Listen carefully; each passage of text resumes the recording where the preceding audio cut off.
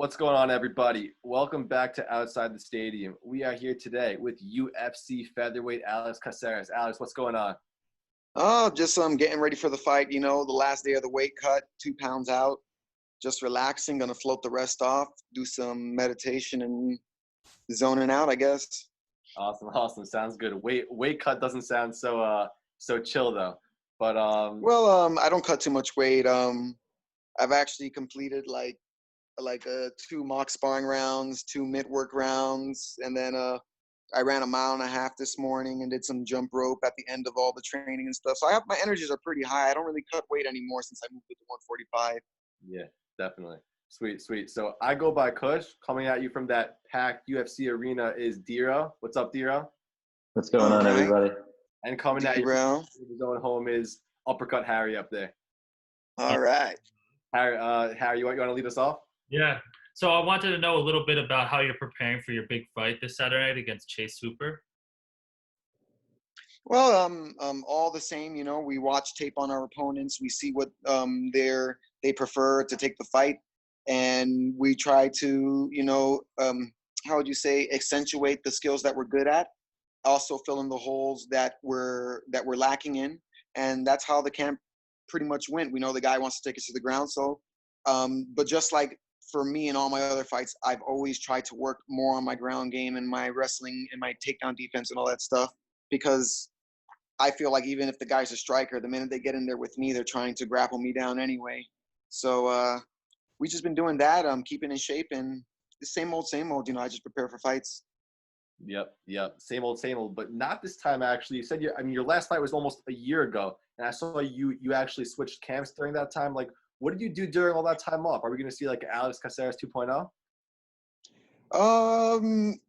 All that time off, I was training. I'm training everywhere. I'm always training. Just really getting back into the love of martial arts and not really focusing on the whole hustle and bustle of the business aspect of the MMA world, because martial arts and MMA are completely two different things. MMA has become this sportesian athletic competition event, where martial art is I feel like it's a daily life practice, mentally, spiritually, and physically, where MMA is more of just the physical aspect of it and more for entertainment. So getting away from that has, I guess you would say, made me a whole and more full person. Awesome. No doubt. Well said. To follow that up, let's turn the clock back a little bit. So what was it like being on The Ultimate Fighter? Talk a little bit about that experience. It was fun. It was definitely a lot of nerves and tensions were high, but it was definitely fun. It was a great opportunity. I was at the beginning of my mixed martial arts career when I got to The Ultimate Fighter, and it really made me do a 360. I wouldn't say, 180 on how I was taking training and what I thought professionalism in the sport was. Training with somebody like George St. Pierre and his team was a huge eye-opener. So it really turned on the work ethic inside of me, I could say that. No doubt. Yeah, we see that your work ethic's incredible, honestly. So I wanted to know a little bit about your best moments so far in your UFC career. I feel whether I lose or win, whether it goes my way or not, whether I feel the next big thing always comes in. I feel like that's always going to be the best for me. I'm not afraid to admit when I lost or if I wasn't good enough that night, but I know for sure and in my hearts of hearts that every fight that I step in there, I'm always a little bit better than I was last time. If not as a martial artist or a fighter or a combatant, but definitely as a person. So it's weird. I don't take these fights as like, oh man, I lose a fight, I'm not good at fighting, or I win a fight, I'm good at fighting. I don't take them that way. I just take it as a growth as a human being. These fights are a test for my morality and my integrity in my lifestyle of practices. So I just take it as another test. And of course, I want to win. I want to try and be the best that I can be every single day. But at the end of the day, I know that there's more value in being a better person every day than trying to be the best fighter in the arena every day.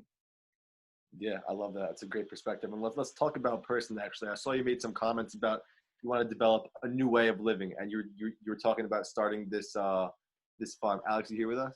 I can't see if you froze. Okay, yeah, I'm good. I'm good.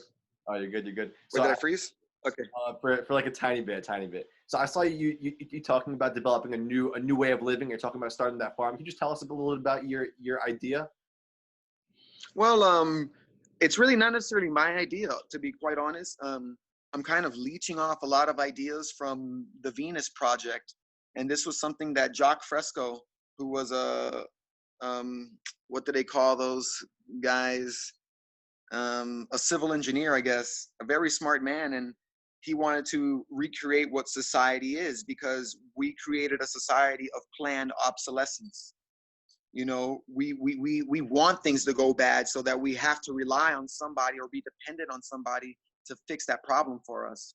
You know, what he was promoting was a society of interdependence, you know, where we can live in closer proximity and still have enough space for everybody and enough food for everybody. Because it shouldn't be in the terms of how much it costs. It should be in the terms of whether or not we have the materials. And if we look at those terms, more cases than not, we always have the materials to supply everyone with their necessities, and more so, if not to live, if not a comfortable life, a lavish lifestyle at that. But we do in this society have a society of planned obsolescence. We want things to go wrong and go bad because the powers that be need people to be dependent on them. If we were interdependent on each other, then we will have no need for government. If we spoke to each other in facts and not opinions, we will have no need for arguments, you know?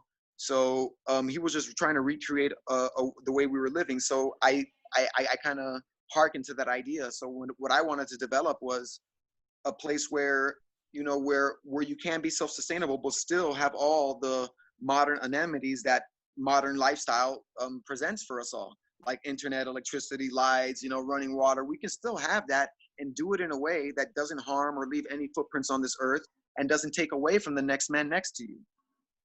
Yeah, totally. I mean, I'm actually really into hydroponics. I worked at a couple of hydroponic farms, so I love that sustainability angle. I'm really feeling that.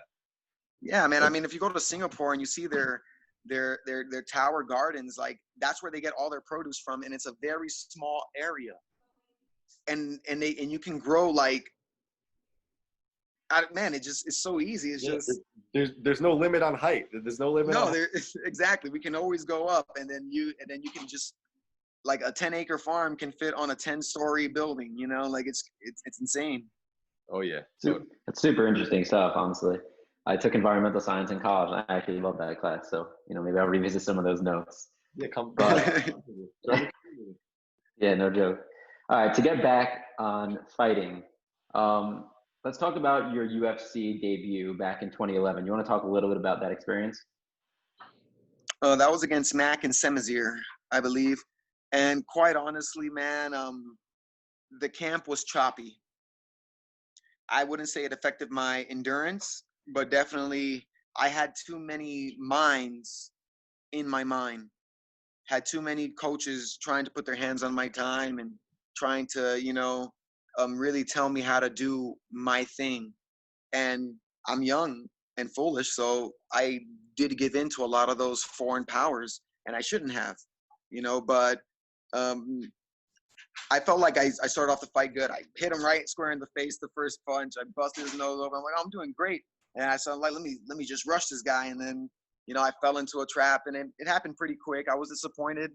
But at the same time, I just knew what was going wrong with that whole camp and everything. Yeah, listen, there are many fighters who fall into a rear naked choke out of nowhere. I don't want to point fingers, but was that at MMA Lab? That was when you were at MMA Lab? No, I was at TriStar at that moment. Got it. All right, so I wanted to know, you have a really awesome nickname, Bruce Leroy. I wanted to know how you got it and like why do you stick with it? Well, I stick with the nickname because it was given to me, and I'm a firm believer that nicknames are not made by the person, but they should be given to the person. 100%. Or else I think when you make up your own name, it's called an alias. It's not called a nickname. A nickname is what people would recognize you as because they saw a quality in you that inspired them to call you that. And I got it from training at the gym. I used to train with my manager, And then he just told me, hey, you look like that guy from that movie, The Last Dragon, Bruce Leroy. And then they started calling me that, and it kind of stuck. And I'm like, well, you know, it is what it is. I'm not going to change. That's what they want to call me. I really don't mind. I mean, what is in a name?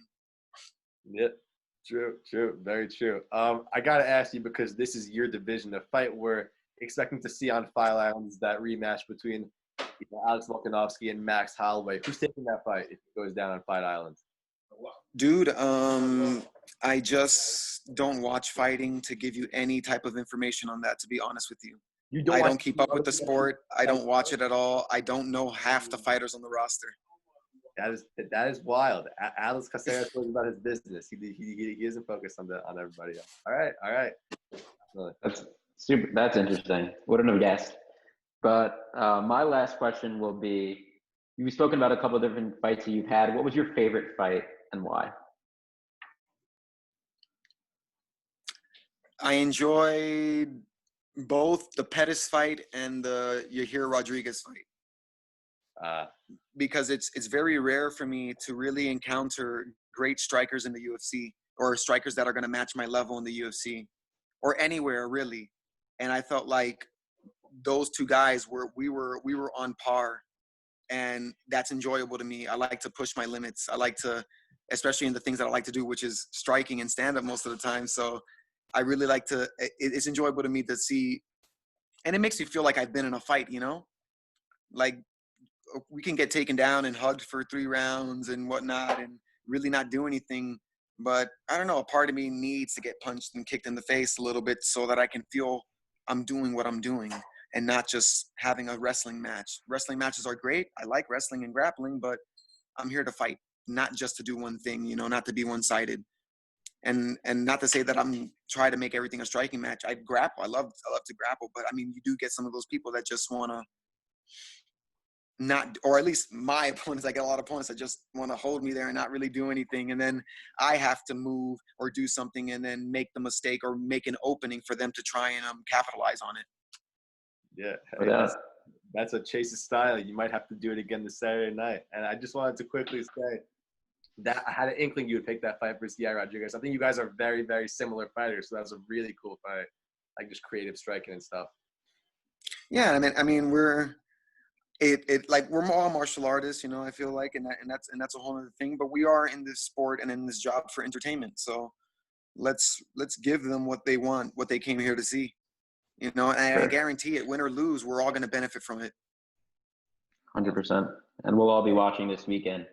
So, Alex, thank you so much for coming on. This has been awesome. And we obviously wish you the best of luck Saturday. Have a good one. Thank you very much.